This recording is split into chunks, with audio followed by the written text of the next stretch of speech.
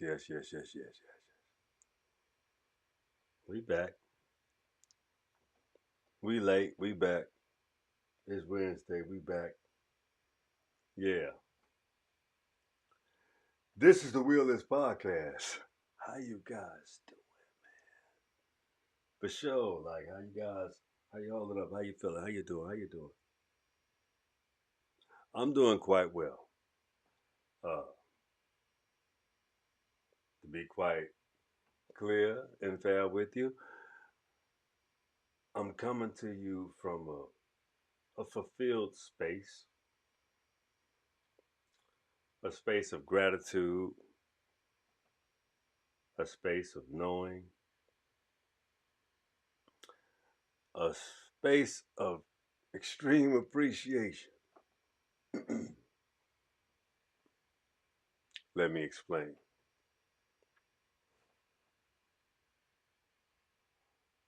Let me explain. See, life throws a lot of things at us, a lot of variables, things that you have to figure out, things that people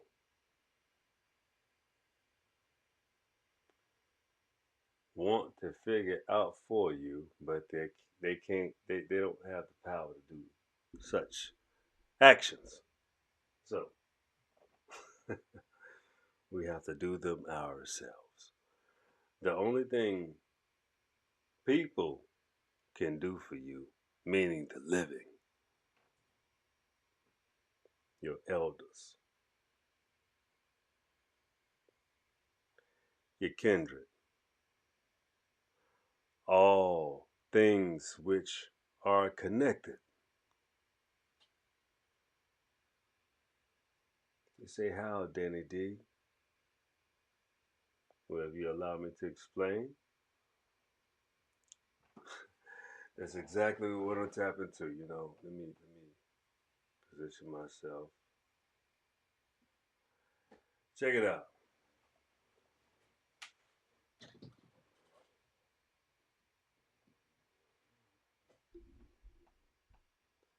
Life ain't never owed you nothing if you live in it.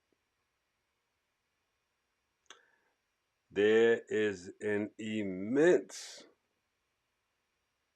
amount of opportunity that exists. There is. Uh, Simply because every day of my life, I think about the possibilities that I was given from my mother. Yeah, I mean, to be quite honest with you, my mother, the way she raised me, she raised me to make sure that I make life worth living. That's what she was all about. To be quite honest with you, she was like, if you're gonna live this life, you can make a lot of decisions, but you can make it easy or hard on yourself. But make life worth living. I can never ever take away from any lesson that my mother ever taught me, simply because they were all built out of fundamental love, uh, sacrifice, uh, survival, vision. Parents have some of the best visions for their children because they say, I truly would not like you to go through the things that I have gone through. See, the difference is in some situations, you was right there with that parent. So you know what they have gone through. And you agree with them. You wish that you never have to go through that for yourself. So the same time that they're telling you what you don't wish for yourself, you tell your parent, you're absolutely right. I surely do not wish for that for myself. I don't want that for myself. I don't want to go through that. I don't want to experience that. I don't want to have to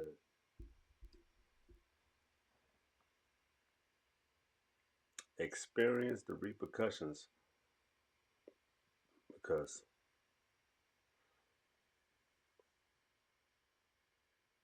you see what you did? Damn.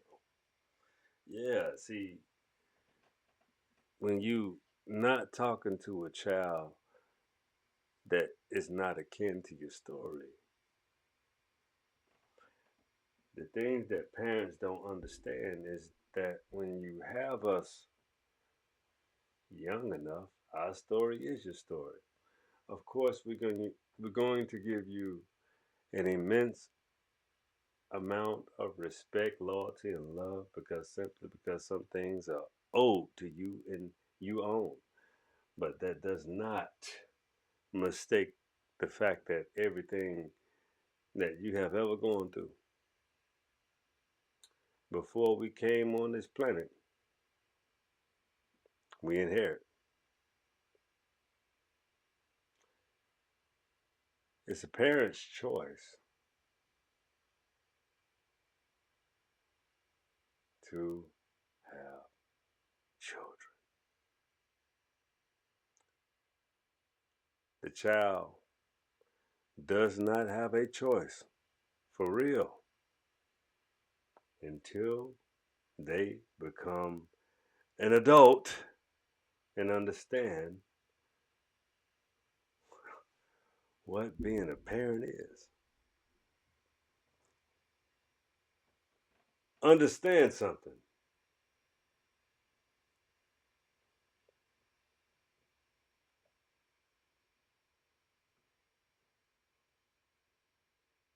Parenting is tough.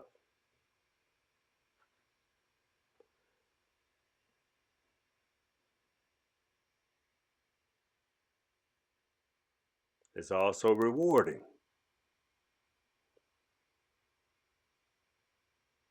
You get to build you all over again, no matter if you're male or female. It takes two. It takes masculine and feminine to birth a being. As how I to know it today. The people that I know today, I know their mother and their fathers, and I know who raised them. And I, even when you meet new people, they have mothers and fathers, and they can tell you their experiences on how they were raised. Call that old school all you want. I'm pretty sure we all can relate to that circumstance. That's a circumstance. We can't control. I couldn't control who birthed me, and I'm damn sure not mad at it. I'm appreciative of so much that I have been given organically that I can make sure that I was blessed by the universe and ancestors with so much, I would call it DNA prowess, organic. I'm so proud that I know that being an American Indian, a black American,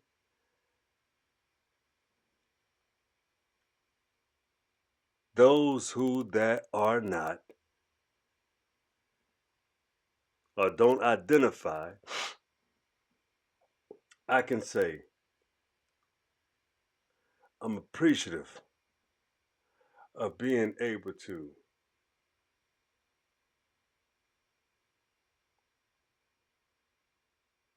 gather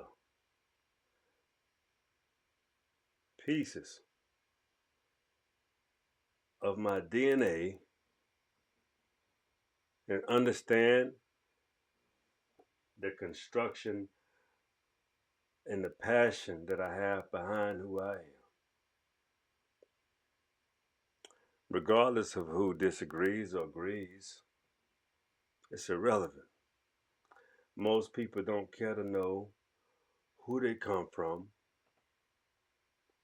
because most of the time they only want to know the good parts. What makes them up to be so, as they see it, good.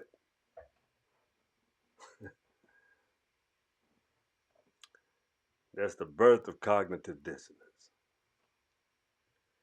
Not even understand that these children, immature,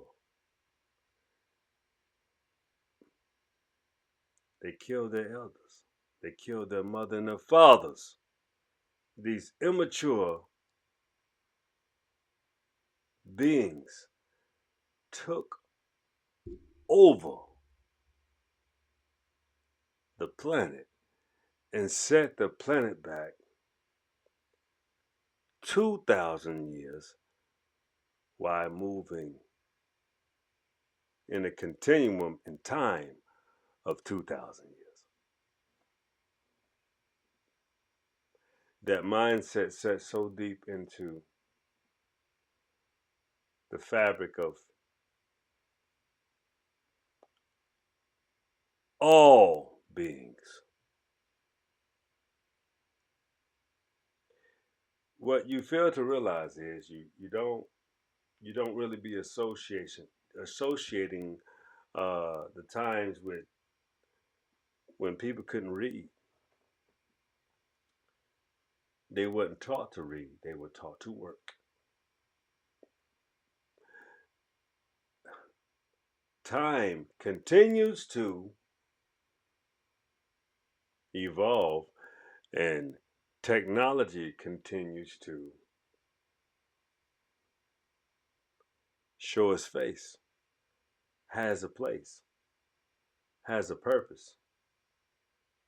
Who holds the power? Ha! Ha!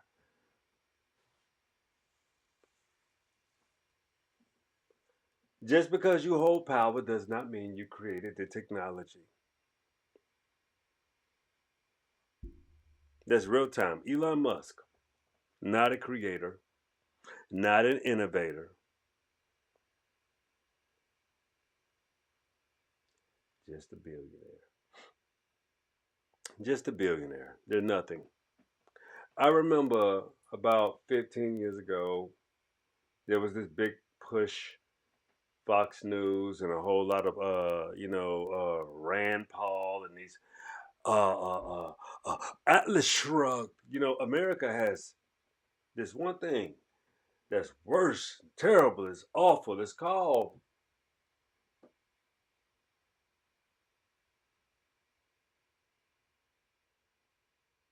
yeah, I'm gonna say this. Well, the whole world is starting to get that ideology, but it's not good. It's not good. America has a bad problem of habitual and deliberate amnesia. I call it, yeah, we know it's cognitive dissonance, but it's literally deliberate amnesia. Oh, I don't remember. Oh no, I don't know. I don't know. That was a bad decision. I don't want to. No, you don't. I mean, it's a difference when you move forward and when you get amnesia. Like, you can't move forward when you have amnesia, and it's you're you're actually deliberately enabling your amnesia for your own good, and you will swear by it to the world.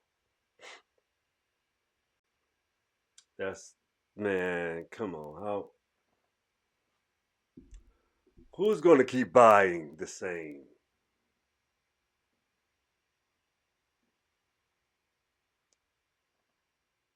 elements of a story that exist even in other origins, in historical origins of colonization?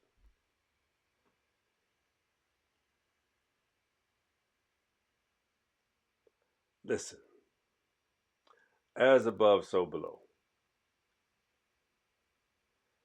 Ecclesiastes says there are other books in the Bible. Ecclesiastes, yeah. 91 Psalm says, he that dwelleth in the secret place of the Most High shall abide under the shadow of the Almighty. And I will say unto the Lord, he is my refuge of my fortress. 23rd Psalm says, the Lord is my shepherd, I shall not want. He maketh me lie in the pastures.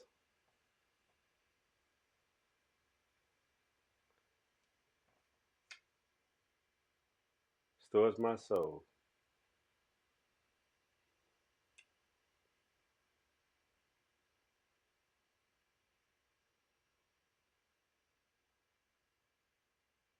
Yea, do I walk in the valley of the shadow of death, I will fear no evil, for thou, my shelf, shall comfort me. My rod and my staff shall comfort me. Mm-hmm. Yea, do I walk through the valley of the shadow of death, I shall fear no evil, for thy rod and my staff shall comfort me.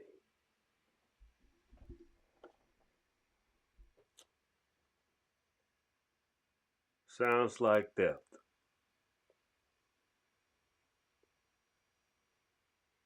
Why do I say that?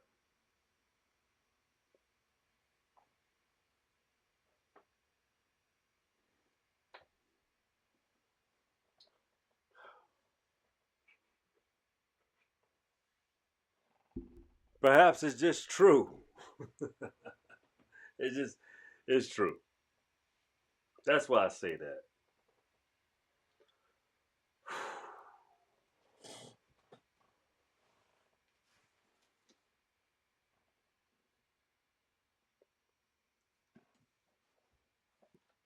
In the closet of the Vatican.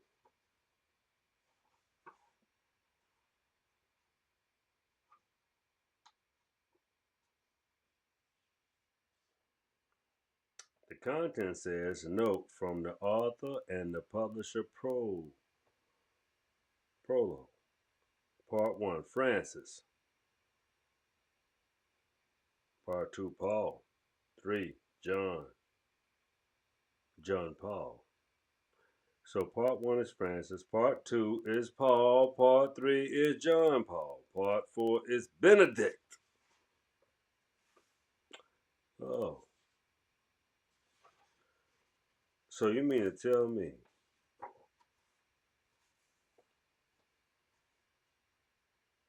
with gender theology,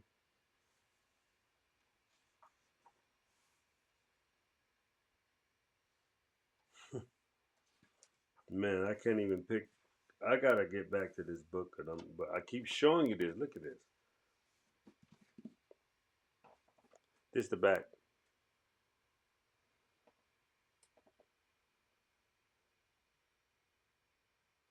It's the front.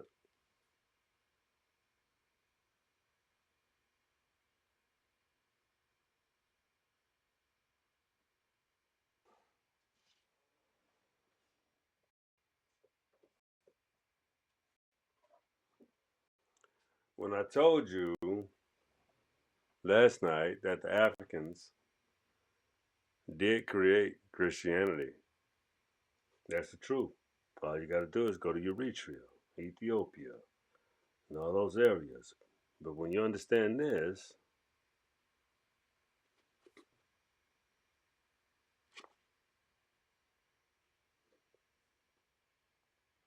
Archaeology. Here, adequately. Get a little light on this. Here, adequately presented for the first time in English, is a fascinating story of a splendid culture flourishing 3,500 years ago in an empire on the Nile kingdoms and conquests and gods and heroes, beautiful art, sculptures, poetry, architecture, significant archaeology discoveries, and consequently being made in Egypt. In the revision, Professor seated his rewritings whole chapters on their basis for these new findings and offers several new conclusions to age old problems. As an introduction to Egyptian history for students or an absorbing reading for a mature person who wishes to know more about Egypt, it can hardly be too highly recommended. Yes. And read Egypt ruled the East.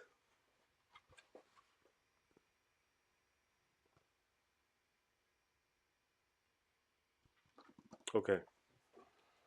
So, indeed, I'm going to show this book again. The Africans who wrote the Bible. Why am I showing this book? Because I had to read a couple of parables tonight. I'm going to come back to this because I needed to do it. In the beginning was ancient Egypt, from African perspective. Now, y'all know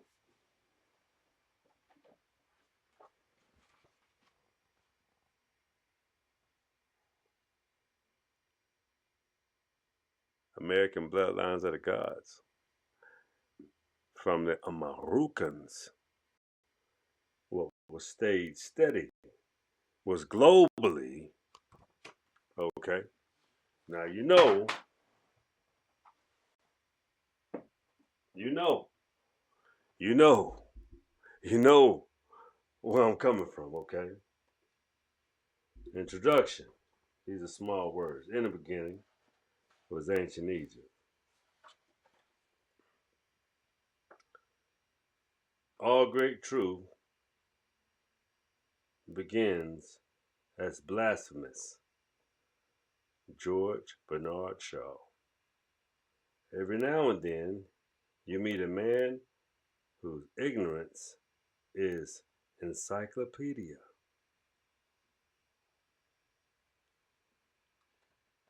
Okay. Let me just start off on the first page, and I'm going to go from the second paragraph. From a close analysis of biblical narrative, some very revealing issues begin to emerge. What is intriguing about such revealing issues is that nobody has paid attention to most of them, but the issue provide answers to the questions the Jewish people have sought to avoid that Christianity has failed to ask. These revealed issues also provided answers to the questions biblical scholars have failed to see. For examples, according to the biblical narrative as to why there's no place in around Canaan for Abraham and his family could have gone to escape from famine besides ancient Egypt? Why was there no place in and around that the hold on, let me get back to that. There was no place around Canaan that the patriarch could have traveled besides ancient Egypt, where religion had been developed and practiced for thousands of years. The Jewish people claim to have descended directly from Jacob. For this Jacob, too, there is no other place he and his family could have gone to escaped from famine in Canaan besides ancient Egypt. There is no other place Jacob and his sons and his family, or 70 men could have gone to live and die besides ancient Egypt. What did this mean? What are all these situations and supposes interactions with ancient Egyptians trying to tell us about the Jewish people?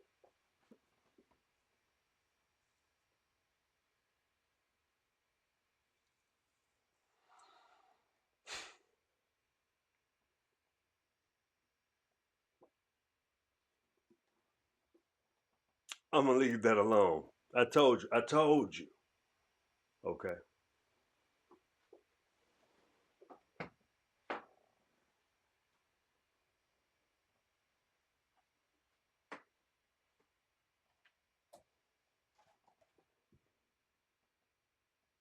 You see that?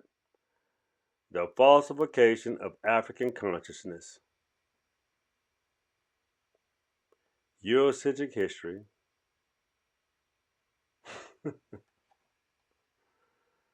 psychiatry, and the politics of white supremacy. Amos N. Wilson, the blueprint for black power. Oh, that's what he says. Oh man, I tell you, I love showing you guys. I'm gonna read the back of this. I was gonna read you some, but I'm gonna give you a little bit more prayer about this book, just so you can understand. It's $13, man. Look at this, $13. Okay, I had this book for about 15 years. Read this book. I've read this book, but let me show you something.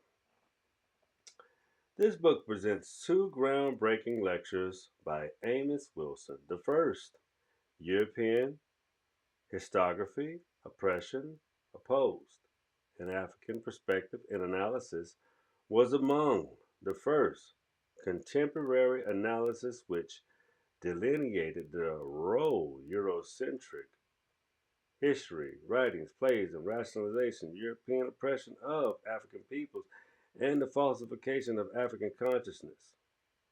Hmm.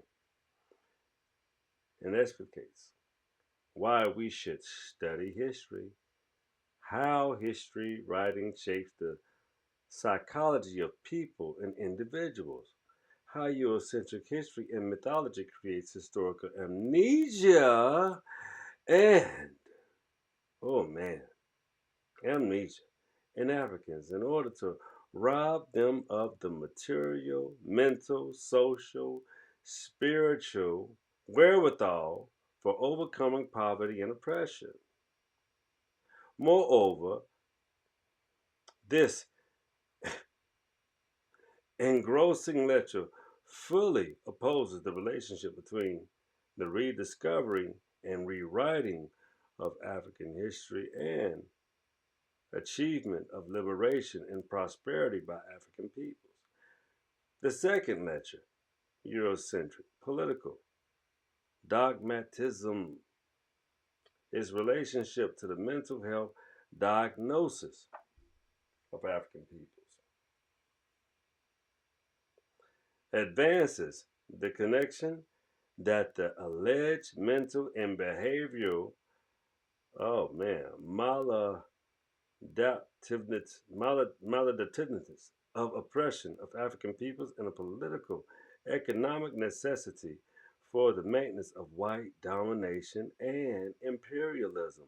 Furthermore, it indicates the Eurocentric mental health political establishments to oppress and exploit African peoples by officially sanctioning these egregious practices through its misdiagnosis, mislabeling, and mistreatment of African peoples, behavioral reactions to their oppression, and their efforts to win their freedom and independence. Like I tell you, this is one little simple book.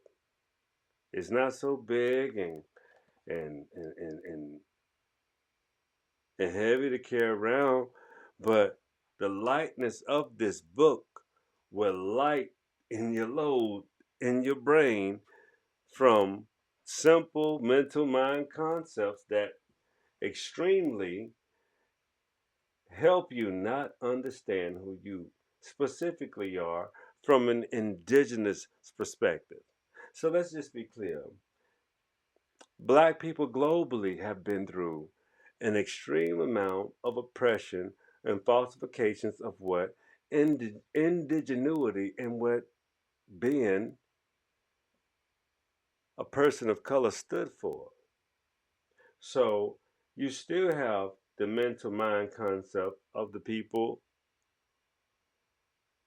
of color that will never recognize the value and beauty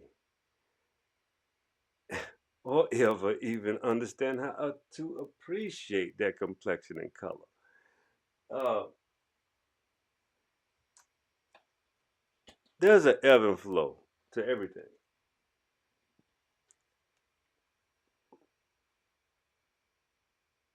I can guarantee you one thing. If you meet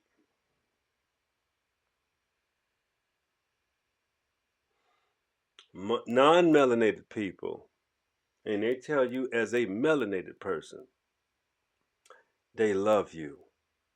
They love your complexion. They love what you stand for. They love who you are.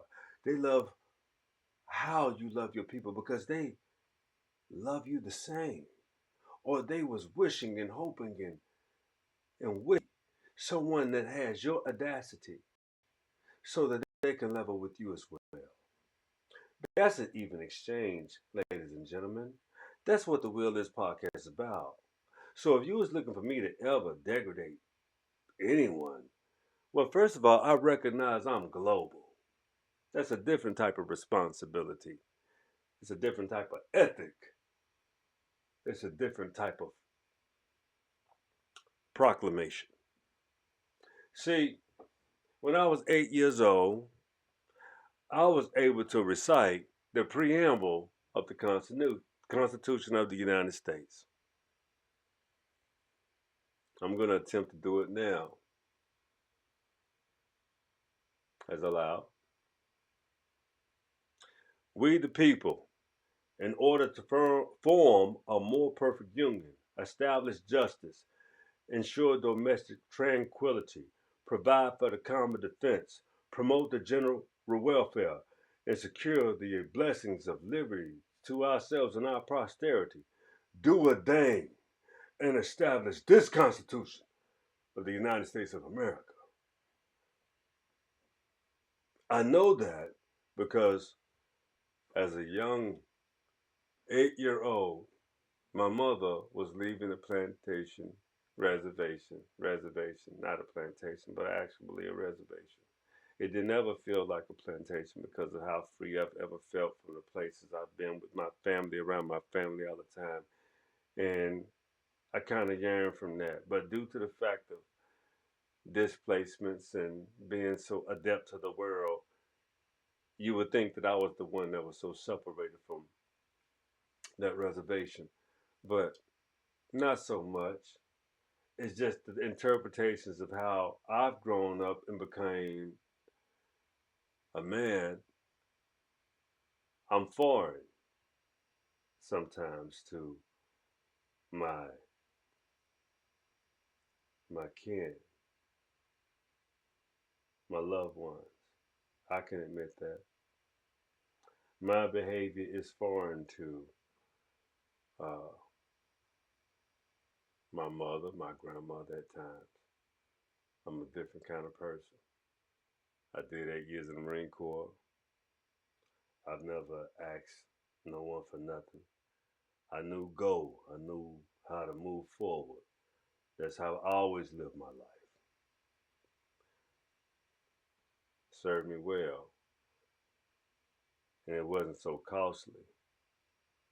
And the reason why I tell you that is because relationships, when you have good nature, good behavior, and a way forward, you have to keep moving that way because if you don't, everybody in your presence is going to remind you If they don't support you, they don't. If they do, they do. But you know, the same way when I was 13 years old, my grandmother assigned me a task and I accomplished that task. I'm out of her hands now. I'm out of my mother's hands now. I don't know what y'all was thinking now. I'm out of their hands. The best thing they can do is what they say to do. Pray for me, as you say you always do. And I'll continue to be who I'm supposed to be. And I will also make sure I understand that you know me and I know you. And I pray for you as well. I know how to. Very well. My grandmother told me when I was in my 30s, early 30s, you are the eldest statesman of the family. Now, you're the eldest statesman. Yeah, both ways.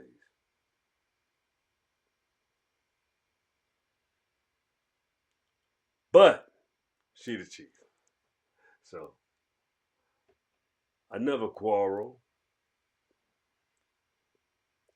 I never duck my head either. I don't bend, I don't break, I be. I'm never concerned with words from nobody, not even my elders. I have my own vision. You may not know how much that aligns with yours, but I appreciate you. I love you. I'm grateful to you. I have no words of negativity towards you. But I have the right as rain to be me. Your loss if you can't understand that. Your loss. I don't got to change either. I promise I will do the status quo. But I'm relinquished from anything more. I didn't make it that way. You want it your way, you got it. But my way always gonna stand. Always. If me discrediting and belittling and not being, if that hurts you, I don't have to be around you. And I won't be. And that has to be okay. Because respect goes both ways. So, anyway, check it out. I won't hold you, but I promise you, hold your own nuts if you're a man with a family. Defend everything you have and you got. And know and have total confidence in what you created and what you continue to strive to make better and be better. Because you are the only one in control. Masculine, feminine, don't matter. I want to read you something from my ancestral book that people don't want to understand.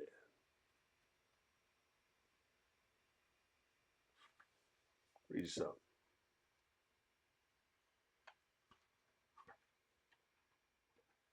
First of all, I would like to give you a visual of the ancestral scrolls. This the Egyptian Book of the Dead, or the Book of the Fourth Coming by Day. I prefer the Book of the Fourth Coming by Day. If you understand,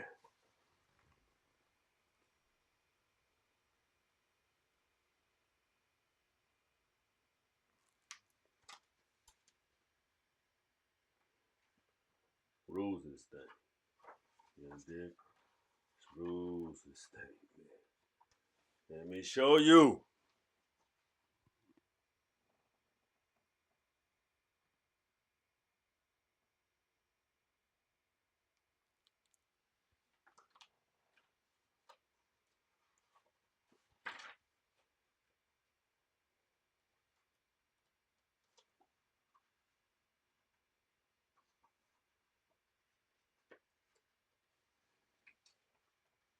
Let me show you something.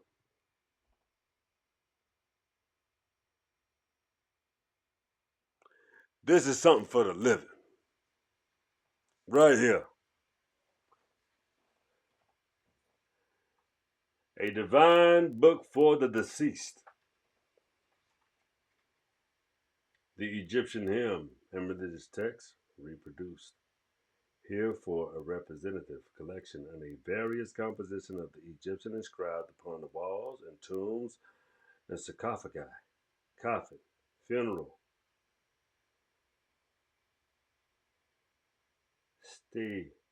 stele, papyri, amulets, and in order to ensure the well-being of the dead in their world beyond the grave.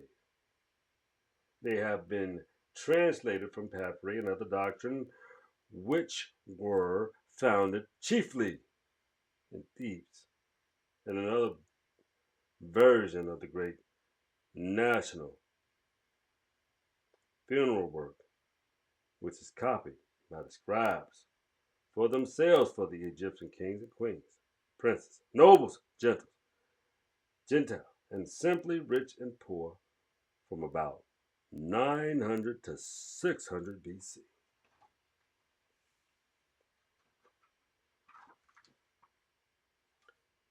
I'm going to read you the hymn of Ra. The deceased who identifies himself with Osiris praises the sun god Ra as he rises in the eastern sky to begin his journey in the morning attend both towards the land of Manu in the west. Homage to you, O you who have come to Kepri, the creator of gods.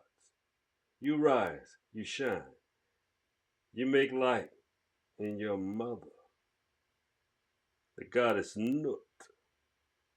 You are crowded, the king of the gods. Your mother Nut does not act of homage to you with both her hands. The land of Manu receives you with satisfaction, and the goddess Ma'at embraces you both at morn and at eve. I'm going to leave you with that right there. I gave you the east, the book gave you the west by words. I told you. Sun rises in the east, sets in the west.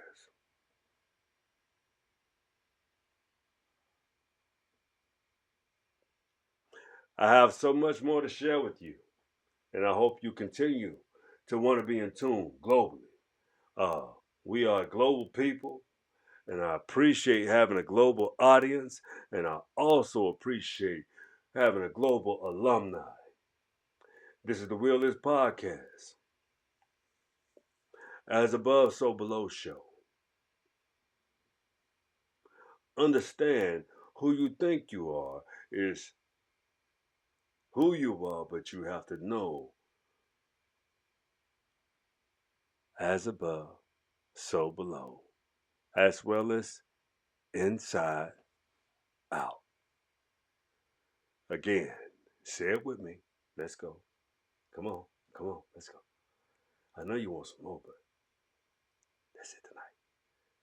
Come on, let's go. This is.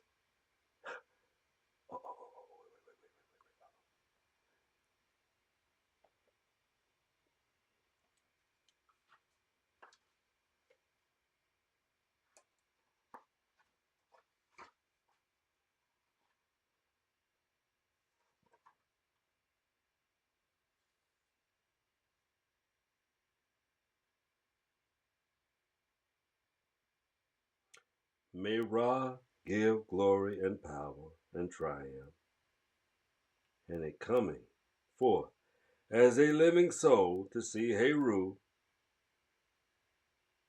Kunti, Horus of the two horizons, to the Ka of Osiris, described Ani, victorious before Osiris, who says, Hail, all you gods of the temple of the soul, who weighs heaven and earth in the balance and who provide sculptural means in abundance. As you can see,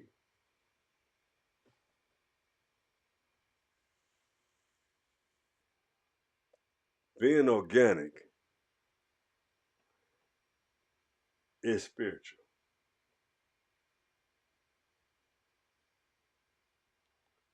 Say it with me.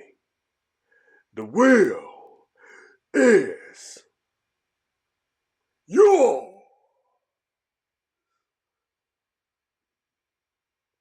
We coming back tomorrow. Y'all want some more lava?